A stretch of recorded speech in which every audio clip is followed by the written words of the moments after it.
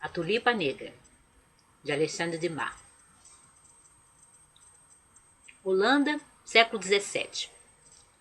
Os holandeses parecem estar no auge da sua paixão pelo cultivo e a comercialização das tulipas.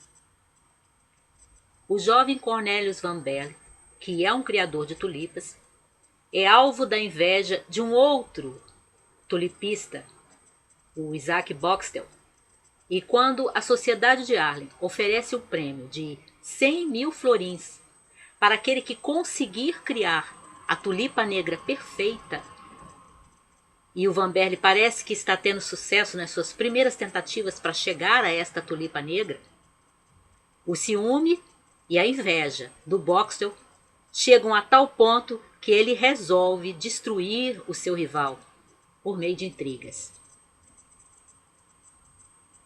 Através de uma subtrama política da qual o livro fala e que faz parte realmente da história da Holanda no século XVII, o Van Berle é vítima dessas intrigas do Boxtel, é enviado para a prisão, mas mesmo lá ele continua a trabalhar no seu projeto de criar a perfeita tulipa negra. Não uma tulipa marrom, não uma tulipa cinza escuro, mas totalmente, perfeitamente negra. E agora ele tem uma auxiliar inesperada, que é a Rosa, a filha do carcereiro. É claro que o Van Berle e a Rosa vão se apaixonar. É claro que mesmo com o Van Berle preso, ele ainda vai sofrer prejuízos por parte das intrigas do seu rival invejoso, Boxtel, que não vai deixar de aprontar mesmo com o Cornelius Van Berle preso. É claro que vai haver mais alguns sustos e que mesmo a Rosa vai levar alguns sustos ao longo da história por preocupação com as tulipas que são tão importantes para o seu bem-amado. O Alexandre Dumas escreveu muitos romances que envolviam história e aventura. Os Três Mosqueteiros, O Conde de Monte Cristo, Os Irmãos Corsos, 20 anos depois e muitos mais. Mas frequentemente se esquece, eu até tive dificuldade de achar isso nos livros de história da literatura, se esquece de acentuar que ele foi um escritor dentro do romantismo francês, junto com Victor Hugo e outros. E como bom autor romântico, a gente vai ter aqui aventura, a gente vai ter drama, a gente vai ter momentos, românticos de paixão entre os dois personagens. E o romantismo, especialmente o romantismo francês, às vezes ele se confunde um pouco, a sua técnica, a sua forma de escrita, de escrever, se confunde um pouco com a técnica do folhetim, que eles são mais ou menos contemporâneos dentro do romantismo francês.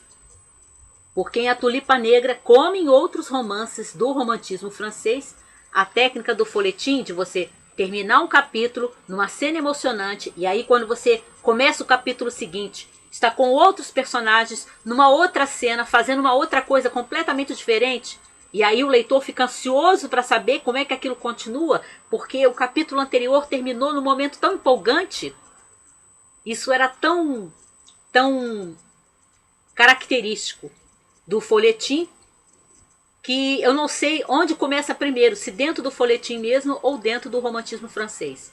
E por essa influência até da literatura francesa dentro da nossa literatura romântica do século XIX, é que a gente tem alguns escritores do romantismo brasileiro, como Bernardo Guimarães, por exemplo, escrevendo com essa mesma técnica. Você termina um capítulo, por exemplo, de A Escrava Isaura, do Bernardo Guimarães, numa cena empolgante, e quando você entra no capítulo seguinte, ele começa a fazer um retrospecto do que estava acontecendo com outro personagem num outro momento completamente diferente. Eu me lembro que quando eu li, eu ficava muito agoniado com isso. E essa técnica está aqui. Técnica do folhetim, técnica do romance romântico francês. Qual que vem primeiro, eu não sei. Mas A Tulipa Negra reúne essa técnica, reúne até um pouco de humor, quando o Dumas parece que, por conhecer bem a psicologia do leitor, ele coloca em alguns momentos o Boxtel, o vilão da história, o invejoso, passando por algumas cenas ridículas, como se fosse para dar um alívio no leitor que está lendo aquilo e está ficando tão indignado de tudo aquilo que ele está armando contra o Van Berle. Você tem alguns momentos assim de frases grandiloquentes, que isso também era muito do romântico.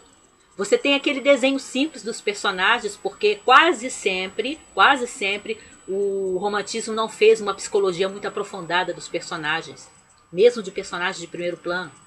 Você tem um herói bonito, uma heroína bonita e eles têm bom caráter.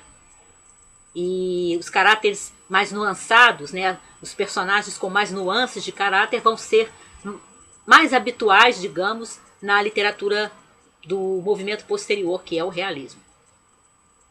Aqui também a gente tem um tema muito comum, pelo menos que aparece em outras obras de Dumas, que é a do inocente injustiçado. Assim como acontece o Conde de Monte Cristo, o herói desse livro, da Tulipa Negra, também é um inocente e também sofre, mesmo sendo inocente. A Tulipa Negra é o meu romance favorito dos que eu li do Dumas. Eu não li muitos, mas dos que eu li, esse é o que eu gosto mais.